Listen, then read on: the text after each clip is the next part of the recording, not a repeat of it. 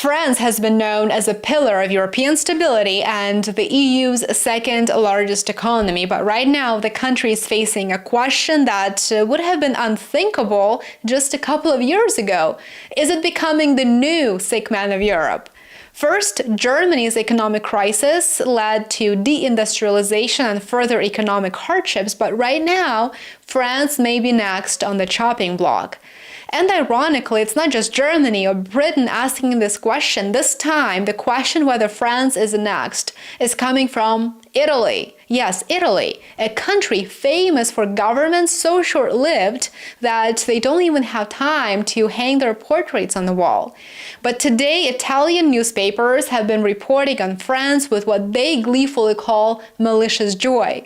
Because in less than 2 years, France has gone through 5 prime ministers, and today the French parliament, split into 3 hostile blocs after Macron's disastrous snap elections back in July of 2024, can't even pass a national budget. That's how bad it is. For a country that has always prided itself on a sense of exceptionalism in Europe, this is a new and quite undesirable chapter. And it is getting worse too. The cost of servicing France's massive national debt, which now is more than 3 trillion euros, has exploded. This year, interest payments alone will reach 67 billion euros, which is more than every government department except education and defense. And by the end of this decade, forecasts say those payments could hit 100 billion euros a year, swallowing France's fiscal space and crowding out everything else. In late November, the ratings agency Fitch downgraded France's debt, saying quite plainly what the markets have been signaling for months now: investors are losing faith in France's ability to stabilize its finances and arguably its politics too. This seems very similar to other nations, doesn't it? The United States, for example, its national debt is soaring.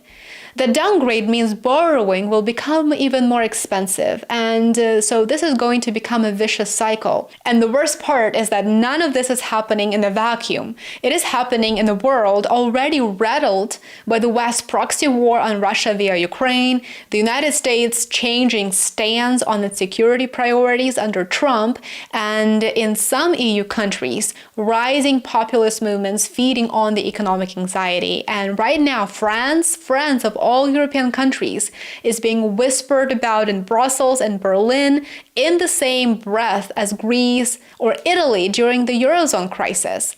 The possibility that Paris may need intervention from the IMF or the European Central Bank, for that matter too, is no longer a fringe fantasy. It is a scenario that economists are gaming out seriously. So, how did the country that prides itself on elite governance and administrative brilliance end up here? How did this happen? Well, the answer begins in the summer of 2024, when Macron, who was quite frustrated by gridlock, dissolved the National Assembly and called snap elections. He gambled that voters would strengthen his position, but instead, they delivered a parliament split into 3 near equal blocs: the center, the left, and the right, or the far right, as some appear to believe. And in this new 3-way cage match, nobody has the numbers to govern, because whatever one bloc proposes, the other 2 will bring down. It's just simply not a workable situation. So from that moment, France entered a spiral of political paralysis. This brings us to the heart of France's problem today. Nobody can agree on how to fix anything. France spends more on social protection than almost any other country on earth, around 30% of its GDP. It has one of the world's most generous pension systems. It subsidizes everything from unemployment benefits to childcare workers to taxi rides for patients. And on top of that, it spends enormous sums cushioning households and businesses during the pandemic and again when energy prices surged after the EU willingly and quite joyfully cut itself off of Russian energy.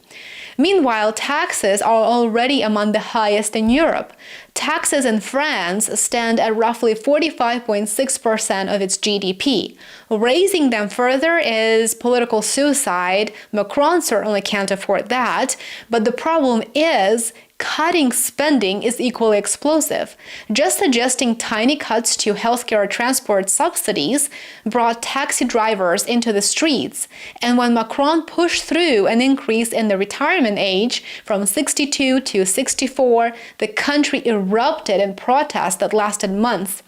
France's political class is locked in a very bitter ideological war, and because of that, its economic policies are suffering too. The left demands more spending, of course. The right rejects austerity, but also at the same time opposes tax increases. The center can't really govern without one of those two agreeing. And the result is a paralysis, the very thing that markets hate the most. France now finds itself in a position more dangerous than that of Italy, arguably, despite Italy's biggest debt load. And why would that be? Well, because Italy has a government with a majority and a long-term plan. Well, France has neither of those two things. It's got Macron, but investors aren't only looking at debt levels, they're also looking at whether a country is capable of making decisions. And that's when things start looking a bit shaky in France. And right now, France can't make any decisions. We know that very well. Political paralysis has made France the weak link in the Eurozone, according to analysts. Bond markets now price French debt as riskier than the debt of Greece, Portugal, and Spain. And those are the countries that were the epicenter of the 2011 European debt crisis, as you may recall. France, that is a founding member of the EU, a nuclear power, and a home to the world's most closely watched central bureaucracy, is now seen as more unstable than countries that it once lectured about fiscal responsibility.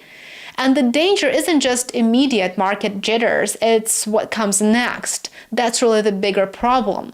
The presidential election in 2027 looms like a dark cloud over Macron's head if the right or the left wins and then implements even half of their spending promises.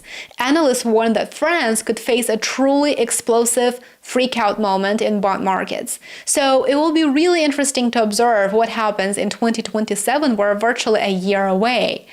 But the deeper danger is something more subtle, I would say.